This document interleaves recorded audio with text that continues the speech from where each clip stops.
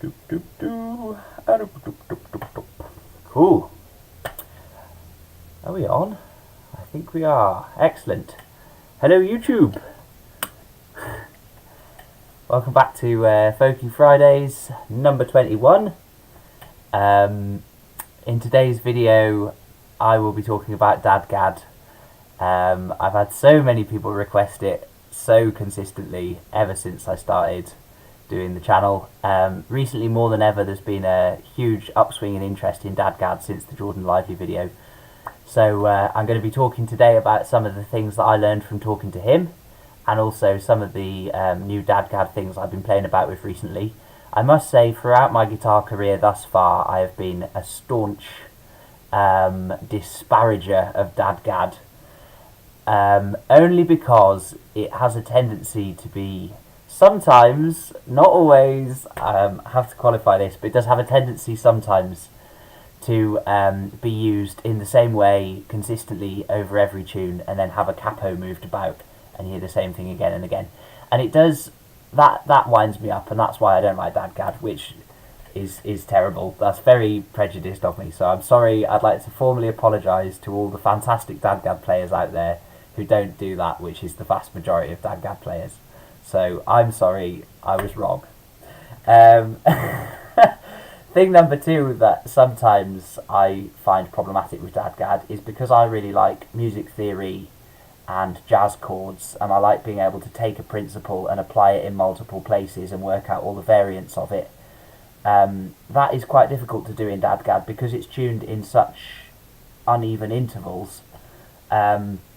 So that takes a little while to get your head round. It can be done, but I will say, despite many people that I've spoken to contending to the contrary, that I do think it limits you as to which chords you can play, as far as it goes with, like, you could never play a jazz gig in DADGAD, it would be impossible.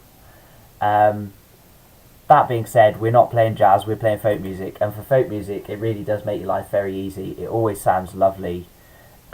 Because the strings are tuned in harmony with one another, you get sympathetic resonance between the strings without really having to hold down anything complicated.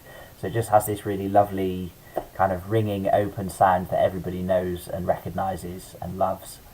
So there's definitely a lot going for DADGAD, and I must confess I can't believe it's taken me quite this long to start playing with it myself. So anyway, what I'm going to be doing today is running you through, a few little tips that I picked up off Jordan, a few little things that I knew anyway, and a few new things that I've kind of just come up with over the last week or so, just through noodling about in DADGAD a bit more than I normally do. So I'll just hang about for a minute and see who we've got so far. Morning Jack, thanks for tuning in.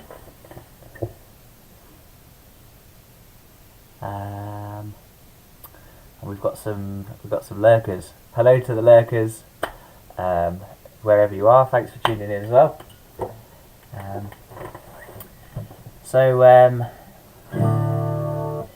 If you want to follow along with today's video, even if you're completely new to DADGAD, I'm not going to be doing anything mega complicated because I'm fairly new to it myself.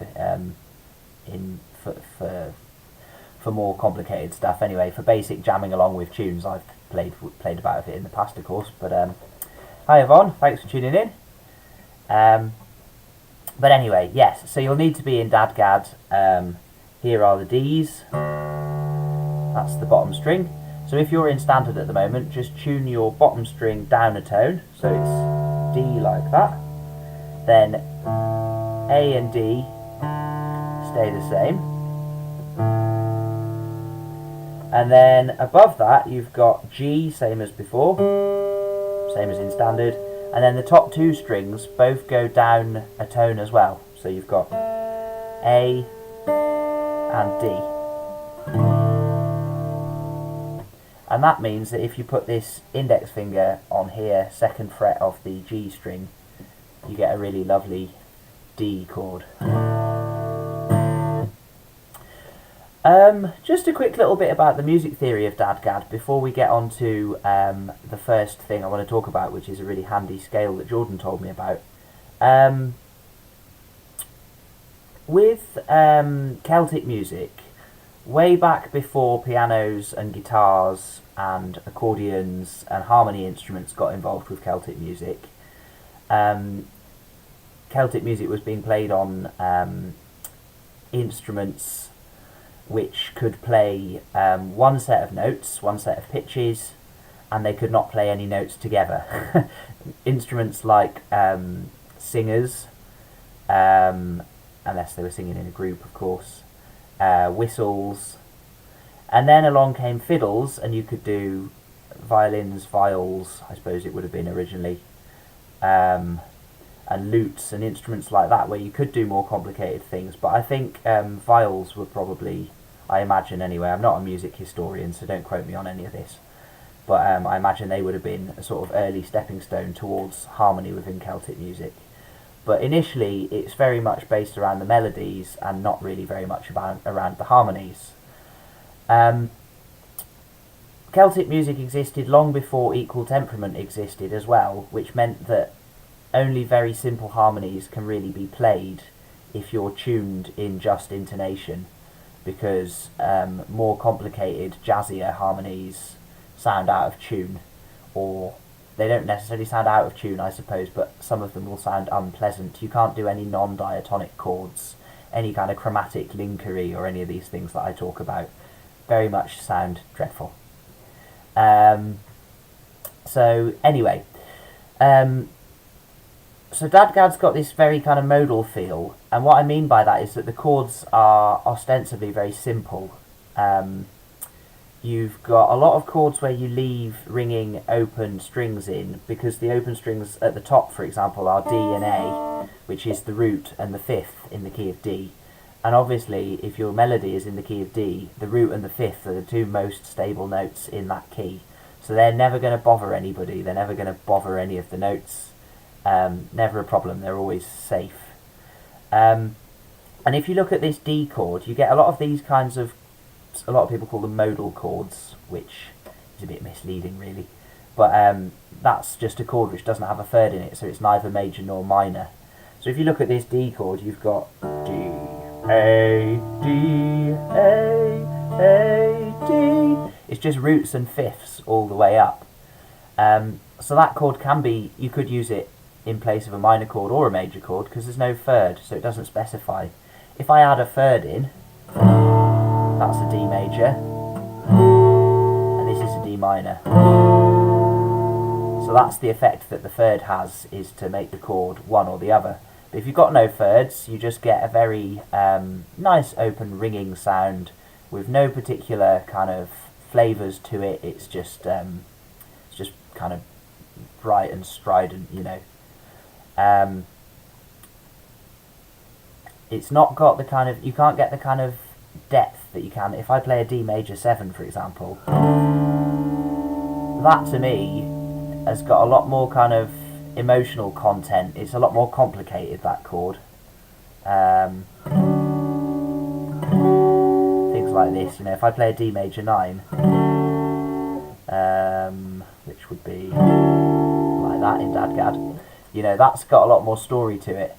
But you don't necessarily want a story in your harmony. Maybe you want the tune to be the thing that people focus on, and you want your harmony to stay simple. So that's kind of DADGAD's thing, and it depends really which school of thought you subscribe to. I like harmony to tell stories. I like the fact that the melodies are simple because it enables you to mess about with the harmony. I'm very much of the harmony should tell stories school of thought, and I appreciate that is not a very traditional way of looking at things, because in the past I'm sure Celtic music was never meant to be like that. It was all about the melodies. The harmony was like a secondary thing, just kind of followed along. But I contest that people should pay attention to the harmonies, and harmonies should tell stories. Anyway, I'm sorry, I'm rambling. This is a... What have we got on the comments? Yvonne says, does my clip-on tuner have a setting for DADGAD? No, it probably won't, I'm afraid. What you'll want to do if you're using a clip-on tuner, put it on the chromatic setting, which is usually just C or CH on the options, and do it that way. So, yeah, tune your bottom string down till it says D, and tune your top two down till it says A and D. Do it like that. Anyway, so let's get on to this scale. So one thing that Jordan said, we were on about fingerstyle, and he said there is a scale in which you don't repeat any strings. And he showed me it, and I was like, ooh, that's cool, I've never seen that before. And it makes so much sense. I've spent a little while playing about with it, and it also means that it's really easy to slip bits of the melody or counter melodies into your tune if it's in D major, E ionian, you know, a mode related to D major. So I'll show you this scale very quickly. I'll play it all over a D root note down there. So what you do, you go top string with no fingers, then 4 on the, I'm just going to number the strings actually for this because it's a bit confusing to talk about the A string because there's 2 or the D string because there's 3, you know. So I'll just number them. So we've got 1, 2, 3, 4, 5, 6 going from thickest to thinnest. So yeah, so open bottom and top strings together, then put those 2 fingers, your littlest 2 fingers, on the 4th fret of the 4th and 5th strings. Now you're going to pluck the 5th, then the 4th, and then you take those fingers off and pluck the same 2 again, and then you put your index finger on the 4th fret of the 3rd string from the bottom, and then your little finger on the 7th of the 2nd from the bottom, and then the open 3rd string, the D string. So all together that gives you this.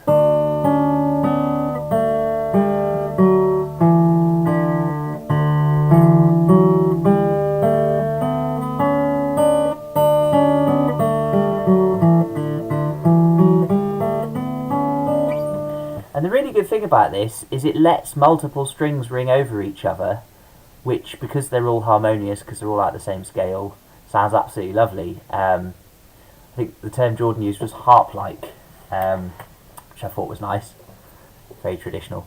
So yeah, this is a really useful thing, and if you want a tab for this, I've put it in the comments. It's right at the top there. There's a link to my website. You can download it there for free as a PDF, so you can have a look at that. So yeah, that scale is really handy.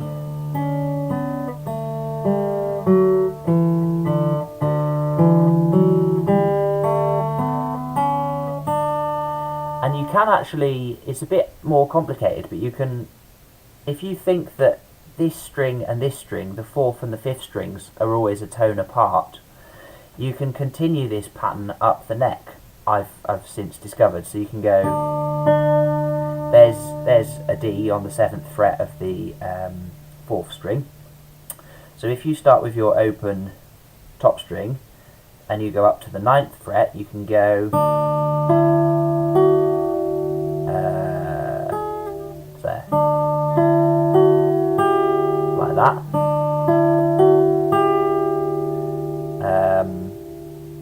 And then you could do something like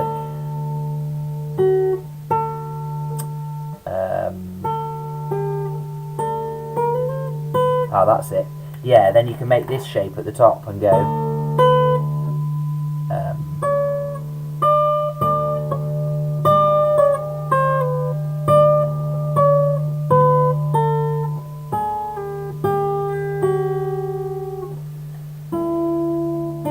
or something like that, by just moving this kind of thing around, or using those 2 and then that one, something like that. I haven't put that on the exercises because it's not quite as useful. You don't go that high in many tunes, but it's quite nice to know if you are playing some sort of chord shape up here that you've got these kinds of relationships that you can memorise in order to get bits of scale. And this leads me on to my next point. Most Irish tunes are made up of little scale runs or little runs in thirds and then occasional 4ths and 5ths. They rarely ever do a jump any bigger than a 5th. I'll just take Morrison's jig in E minor as an example. So it goes Da da da da da. Ah. Da da da da da. So that's a fifth. So then you've got a fifth, and then a little chord, scale run.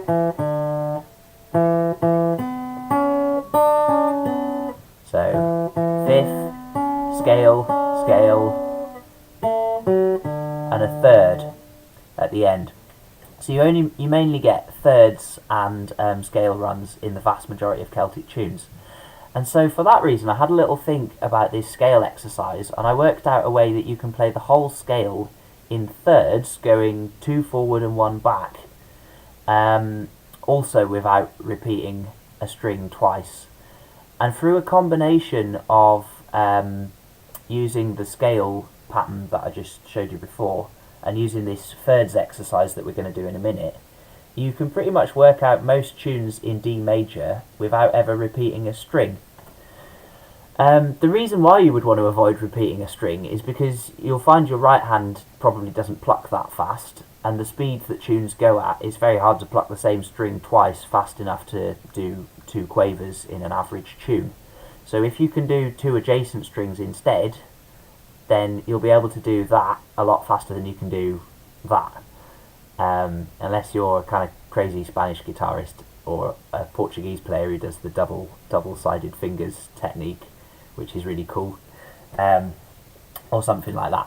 But for us mere mortals with average hands, it's much easier to do it this way. So I'm going to attempt the thirds exercise. This is very much a work in progress. I've only been playing with it for a couple of days, but I'll give it a go. So it starts on the 5th fret of the A string, goes up to the 4th of the 3rd string from the bottom. Then you go then you go up to the 7th on the 5th string, and then to the G string, the 4th from the bottom. Then you go 4th fret on the 3rd string up to the open string, the 5th open string, then to the 4th open string, then 2nd fret of the 5th string, then 2nd fret of the 4th string, then 4th fret of the 5th string,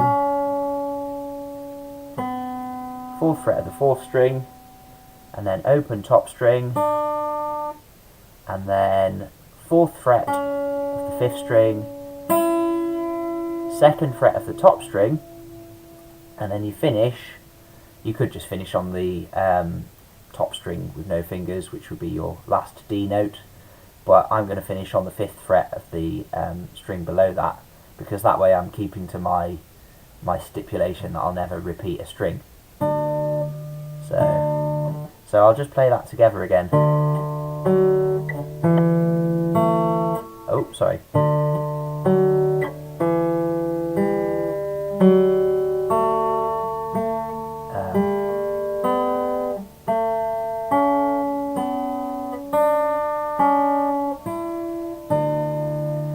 And then in reverse order, you have to do it slightly differently in order to keep the thing of not repeating a string going. So you start with the open string, then 4th fret on the 4th string, 4th fret on the 5th string, then 2nd fret on the 4th string, 2nd fret on the 5th string, open, open, then 4th fret on the 4th string, no fingers on the 4th fret on the 3rd string, then no fingers on the 4th string, and then you've got to do 7th fret on the 2nd string, 4th fret on the 3rd string, and then you're back to the 5th fret on the A string down there, and that's your finishing D. So altogether, that thirds bit will sound like this.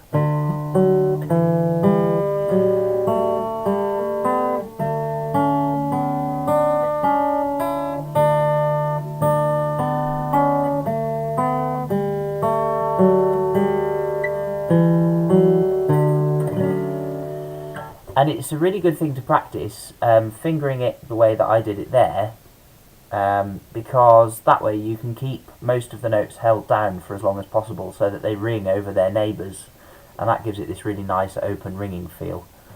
Of course you might not always want that, certain notes sound better together than others, but really, generally speaking, you can't go far wrong with it.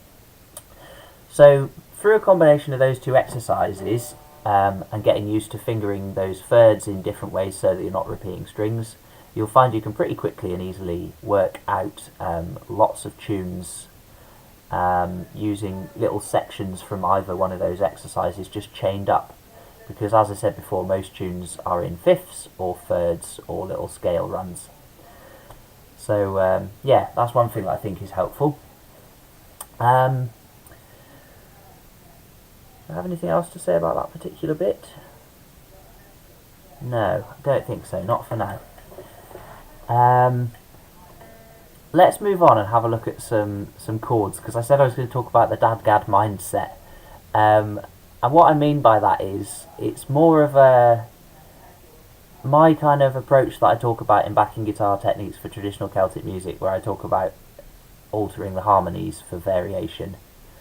This is not impossible in DADGAD, but it lends itself less well to it. Because of the nature of the tuning, more complicated chords can be quite difficult to imagine how they would be, because you've got this uneven set of intervals between the strings. It's not impossible. Of course, you know, any tuning, if you get used to it for long enough, you'll be able to think about these things in it. But you can get all sorts of nice things by just playing in keys that suit the tuning and leaving open strings. And what I want to talk about just for a minute here is just using simple chords and trying to fit in little sections of the melody within something. So I'm going to take an example. Let's use we'll use Gefunken just because it's on my YouTube channel. I know there's a nice convenient loop of it. I talk about that jig all the time because it's nice and simple. It's in D, and I've used it as an example lots of times in my books and various other videos as well. So everybody knows that one by now, I'm sure, if you're watching this. So the tune goes like this. Oh, forget I'm in a different tune.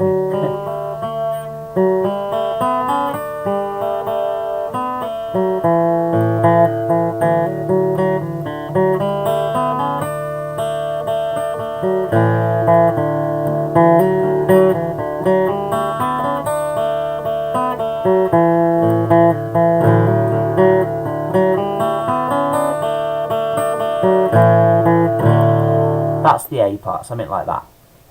So if you wanted to just play the very simplest chords that would go under that, it would be D, D, D, D, G, D, D, A, D, D, D, G, D, D, A, back to D, something like that. Really simple. And what I'm going to try and do is just incorporate some bits of the melody in it. So I might do, I know I've got a convenient place to play that little run at the beginning. I can pretty much fit all that in while holding down my D chord because it's just one finger. Then with the G, my G chord's going to look something like that. The important notes in that chord are the G at the bottom and the major third there. And because I know my D major scale exercise, I can go up the scale from this note by going B, C sharp, D, and I've got that note within the chord and within the tune, so I can think of that and then do this. Something like that, or depending how you're fingering it, you know, there's all sorts of ways you could fit it in there. So I can fit the tune and the chords together and strum something like this.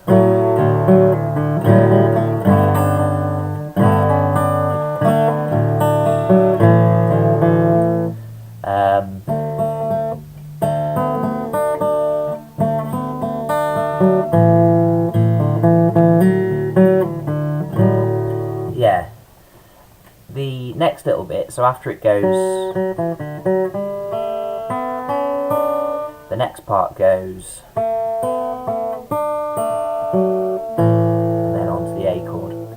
So for that bit, if I've got a D chord rather held down like that, if I've been doing my scale exercise, I know that my next door note is there on the same 2nd fret, and then I'll take that off, and then I'll add that one there with the spare finger, and then my A chord's got the tune note in it. So altogether, if I just strum for it, I'll try and strum it as if I'm strumming a simple jig pattern, and I'll try and put the chords and the melody in the same thing together.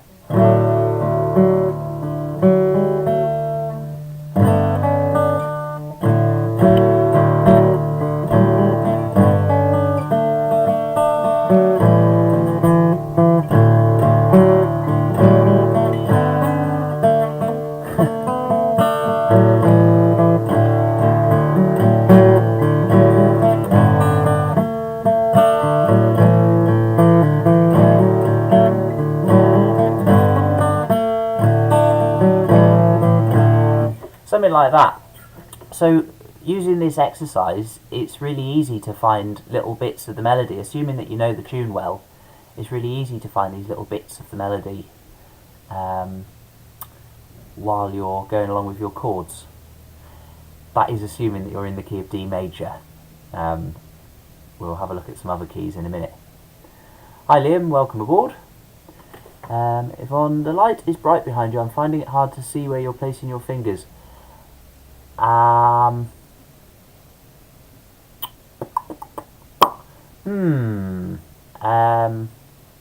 Yes, this is a downside with the new camera, is that it only works in this corner rather than in the YouTube corner facing the other way. What can we do about it? Bear with me a minute, I'll fetch a lamp.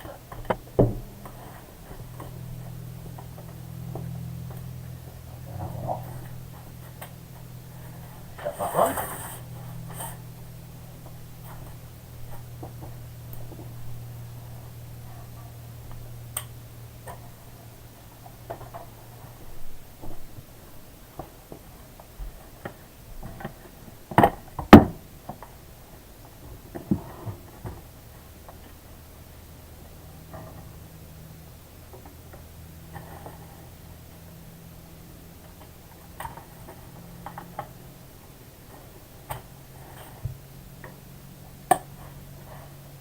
Go, try that.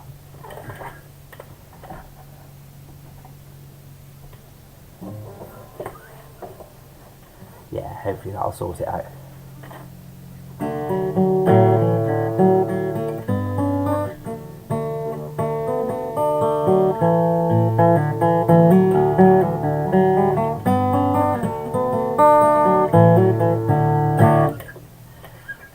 Is that better?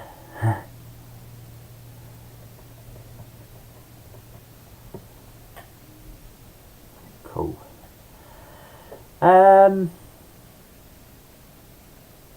Play through the fire and flames. Oh, I would, but I'm tuned to DADGAD. I'm sorry, so I can't do that one. Much though I would love to play that for you right now. I mean, obviously I can play it, but not in this tuning, I'm afraid. Sorry about that. Next time maybe. Hi Sean, thanks for tuning in. I haven't put much thought into this yet. I haven't had time, I'm afraid. I'm going to be coming back to making a video about these types of scales for fingerstyle stuff, covering different keys. But you could do the same deal, definitely for D minor it would be quite easy.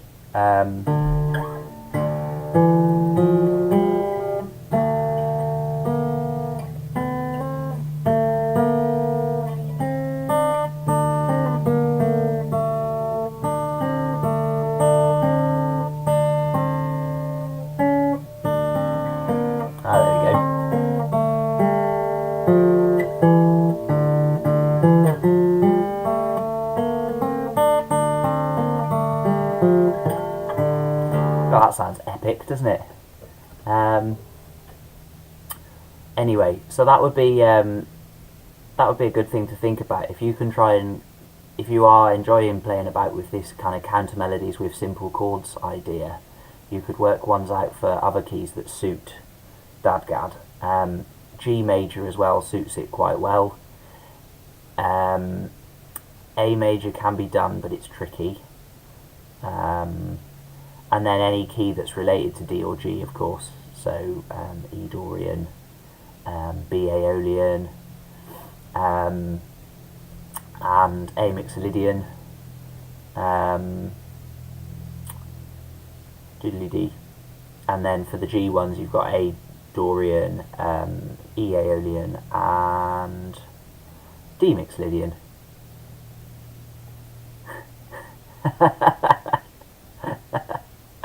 The correct number of guitars is n+1, where n is the number of guitars you currently own. That's definitely true. You'll notice, actually, eagle-eyed viewers will notice I've actually got a new guitar as well, so we're all doing it. You don't really need a new guitar though. You can just change back and forth a lot, because it's only really 3 strings and you're only retuning them by a tone, so it doesn't take ages to switch between DADGAD and standard. Yeah.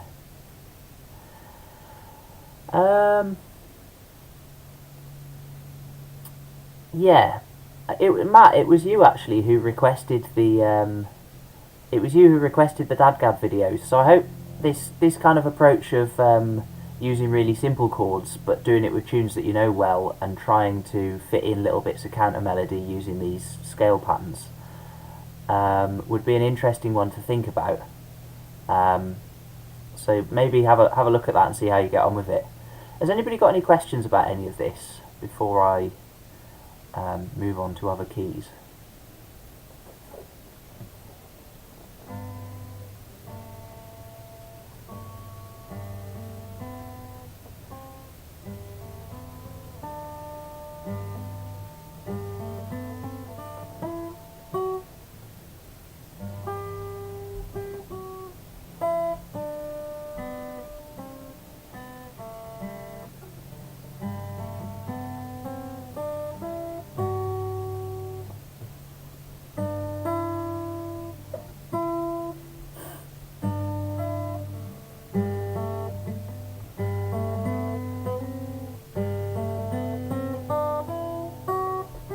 Cool, okay. Let's just have a quick little look at G. As I say, I haven't played around with this loads, so I haven't got loads to say about it really. This is still very much a work in progress for me. But G major, you can use a very similar scale kind of thing.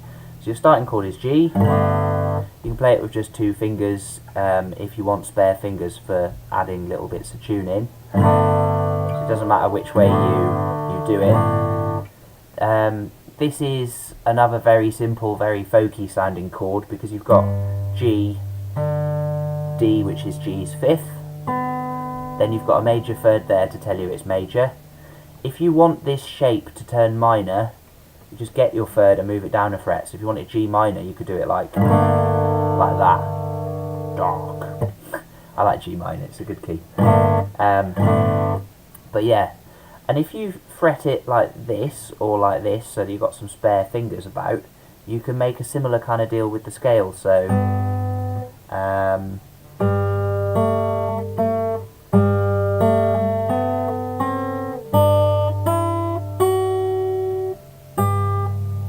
it's a bit tricky at the top there. I am actually repeating a string, but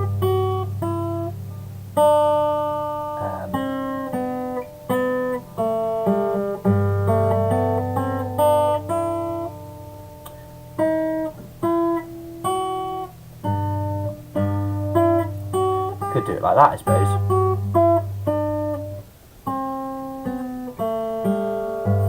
Something like that.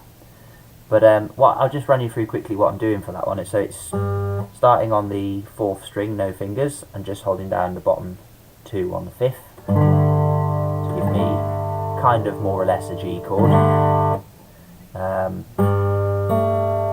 So we've got 4th string, 5th string. Then add your middle finger on the 4th fret of the 4th string, add your index on the 3rd fret of the 5th string, and then just go up the top one, something like that. So this is not as easy as D, but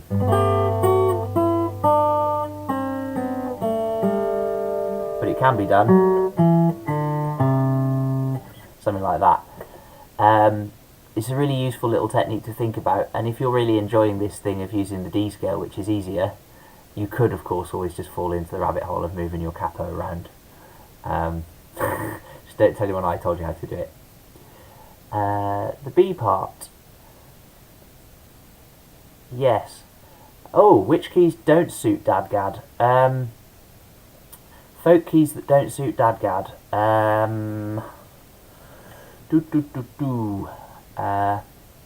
Not many of them are that bad, to be fair. I'm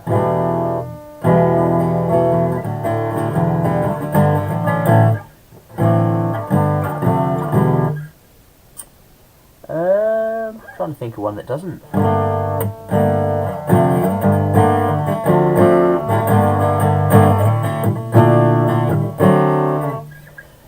They're all okay, really, actually, to be honest. All the main ones. A maybe is difficult.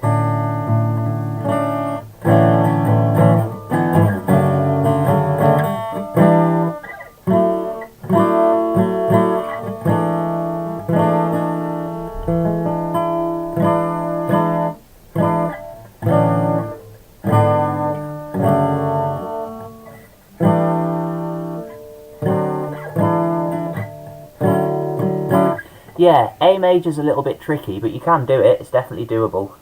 To be honest, I think they are all doable. It's just that it's not convenient to finger all the chords for all of them in ways that, like, here's A. Look, that is a kind of A major chord. That's an A major chord as well, but it's got a D in it, so it's an A add 11 chord. So it's not very. Adding 11s to chords is something I usually avoid because it makes them very fuzzy.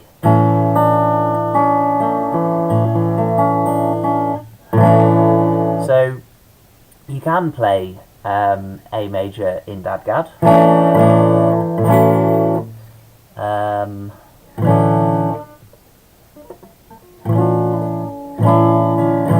But it involves quite a lot of fingers, so it's tricky to play at speed, and it doesn't necessarily sound very A-y. Another reason why I don't really like playing in A in DADGAD is because your chord 5 in the key of A is E major, and an E major chord with an A and a D at the top of it doesn't really sound very E. It's E with quite a lot of hint of D. I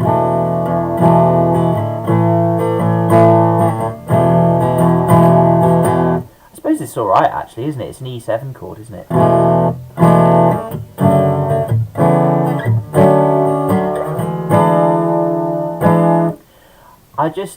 I think A major would be, if you were playing in A major, it might be better to perhaps capo up to the 2nd and play in G instead, because G sounds better in DADGAD because your chord 5 to chord 1 resolution is a lot more definite in G, because you've got this big low booming D chord at the bottom.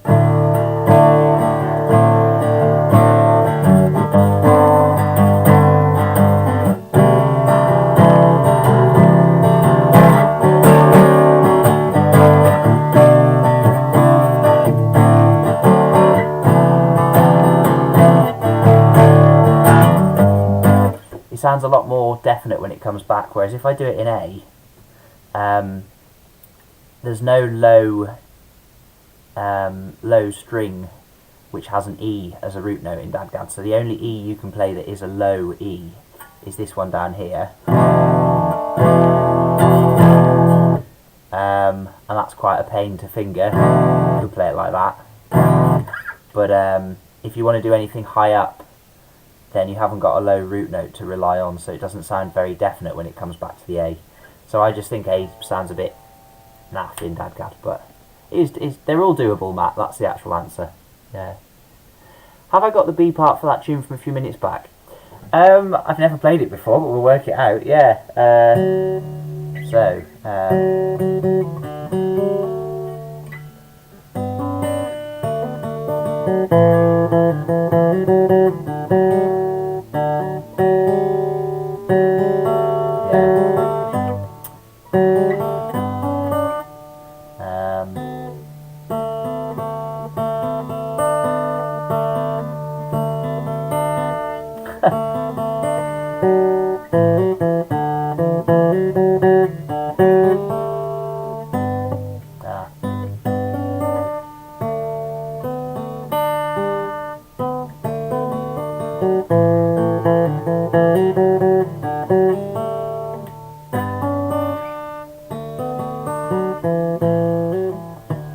So the B part.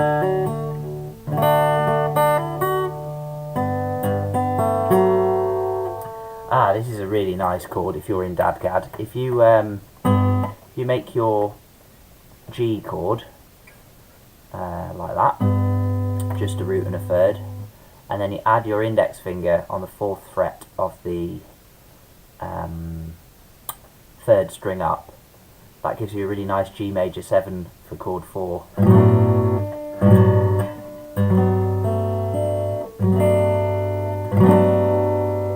You have to mute the A string at the bottom by just kind of squishing your ring finger. But that's a lovely chord, and that fits in this tune. So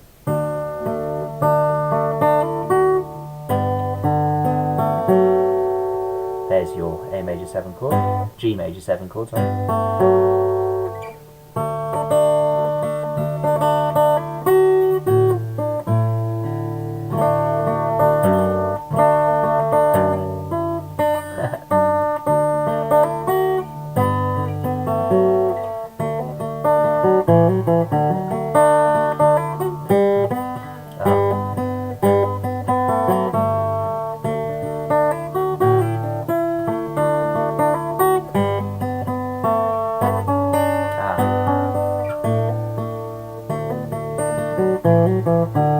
Right, let me have a go at that properly.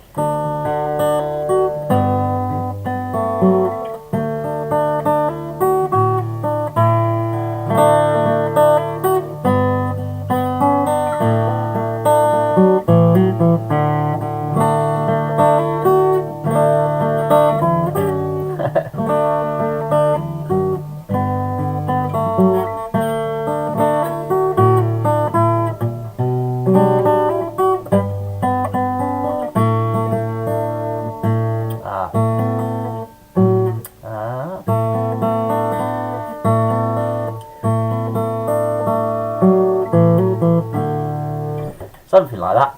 Anyway, if you like, I could make a tab for how to play that tune in DADGAD, and then I'll stick it up on the page as well, and you can have a look at it.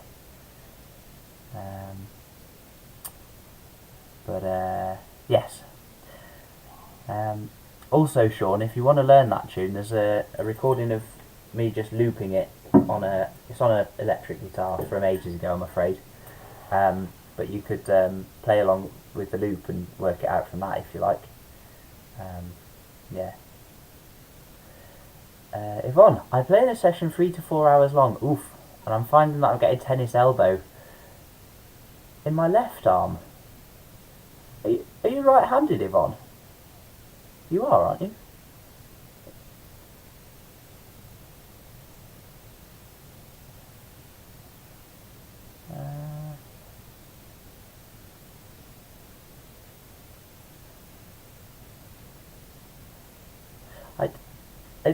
You mean, I assume you, well, I'm going to assume you mean your strumming arm.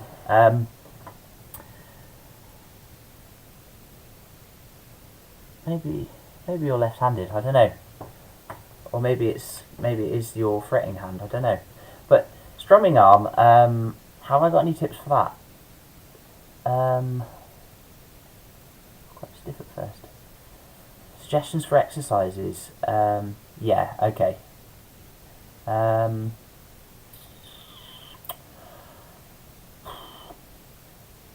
Exercises, I'm not too sure, but stretching definitely is good. Not the stroke. Ah, okay, it's the fretting arm. Yeah, I had problems with this a few years ago when I was doing more gigs and more rehearsing and teaching in the evenings as well. I was playing a lot more than I do now, and I really had problems for a long time that my hands were just like shaky and they kind of seized up at some points as well. It's rubbish. Yeah, stretching is my top tip for this. There's loads of good hand stretches. You know, the Star Trek stretch, the other Star Trek stretch. There's lots and lots of them. You'll find loads of things if you Google hand stretches for guitarists. There's absolutely loads of them that are helpful.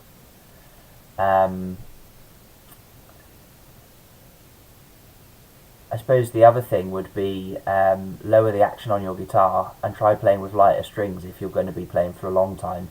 It doesn't sound quite as loud and bassy, but light gauge strings and a lower action will enable you to play for a lot longer without hurting yourself. So if you are going to be playing for long periods of time, get your action lowered, which I can do, by the way, if anybody wants guitar setups and you're near Sheffield. But yeah, get the action lowered and put some lighter gauge strings on it and see if that helps, because that way there's a lot less pressure for your hand to have to put down, you know.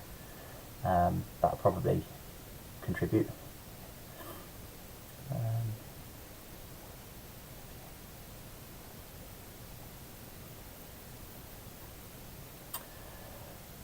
Yeah.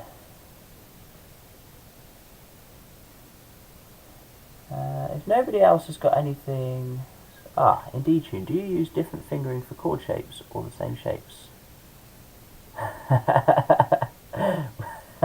Will tell wife I need a new guitar. Oh dear. I'm going to get letters off wives now, aren't I? Folk friend said that I should get another guitar. He's already got 9. In D-Tune, do you use different fingering for chords or the same shapes? No, I mean, for that I was mainly using 3 chords, 1 finger for D, 2 fingers for A,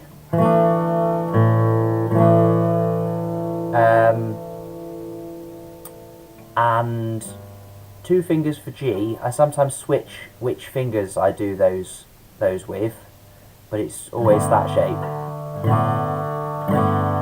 The only reason I'd switch fingers would be maybe if I wanted to add some notes up here or something, you know, or add some tune notes.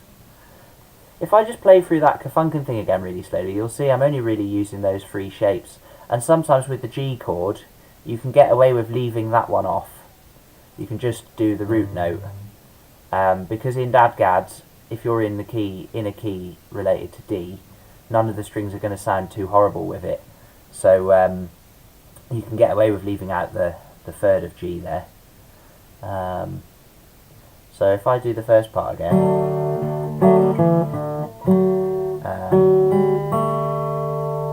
so that's all with that held down. Apart from there I change it. Something like that.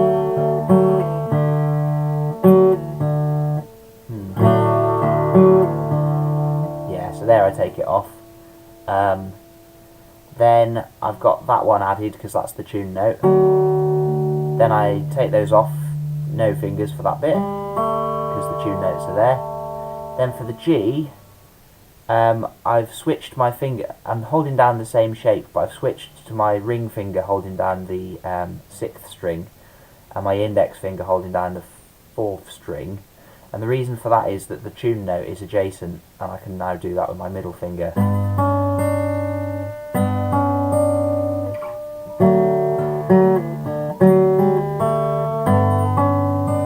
Like that.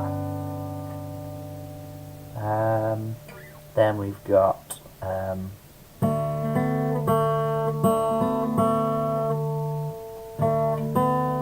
there's 2 ways you could do this bit. Either you can go, so that's my first D chord again, I've just added an extra finger for the tune note, like that.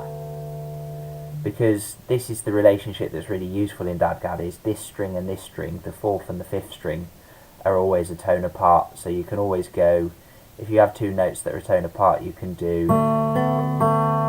like that, or like that with them both on the same fret. That's always handy for going up the scale.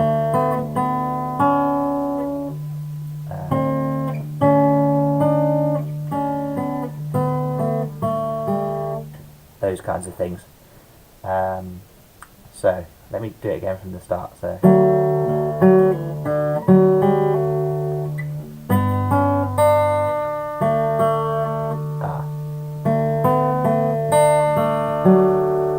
that's my D chord with the extra finger there. That finger, by the way, is fretting an F sharp, so that's D's major third. So that's just making that into a more definitely D major chord. And then that's the A chord.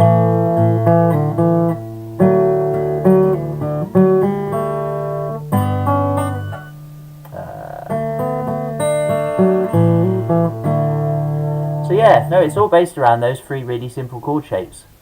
If you wanted to get a bit more advanced with it, I might be tempted to throw in a B minor, because B minor is also a simple shape. Well, it's B minor 7 really. So I might throw that in somewhere. That's just two fingers as well, so you've got plenty of spare fingers to make the scale with. Let me see if I can throw it in the B part. Yeah.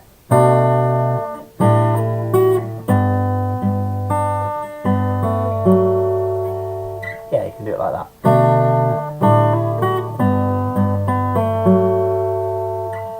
Like that, so that's B minor, A, and then G, like that. So yeah, basically I am always just using those shapes. I just finger them differently depending if the notes I'm playing are above the shape or below the shape. For the G chord, that is. So the G chord, if it's above the shape, I play it with the index finger there, so that I can go up. And if it's below the shape, I might play it with the middle finger on the fourth fret of the fourth string, and the index finger on the third string, fourth fret, so that I can do that part. And I suppose if I wanted to go down the scale from there, I'd do it like, then take those fingers off. It sounds so nice, doesn't it?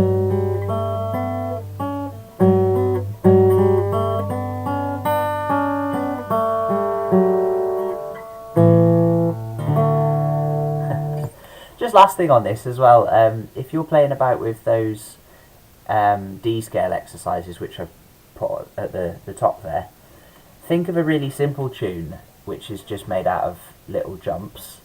What was I doing it with earlier? It was The Sun Has Got His Hat On. So think of something like that and see if you can work it out without repeating a string. Set that as your constraint, and then once you've got that, so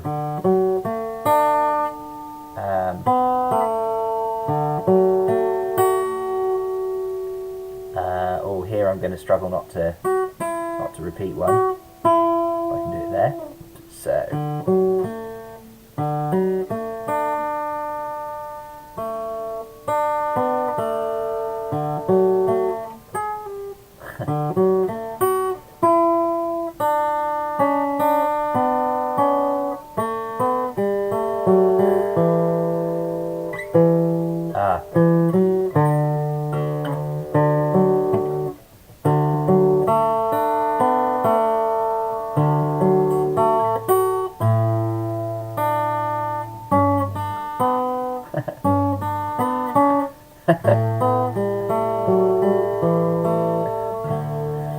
beautiful.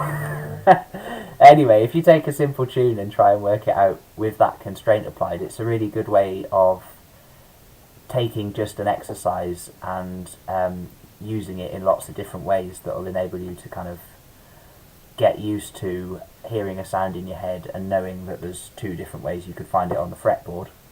and that's a really useful thing then when you come to try and arrange some stuff. But yeah, start out with something simple that you know really well first, and then move on to some nice tunes.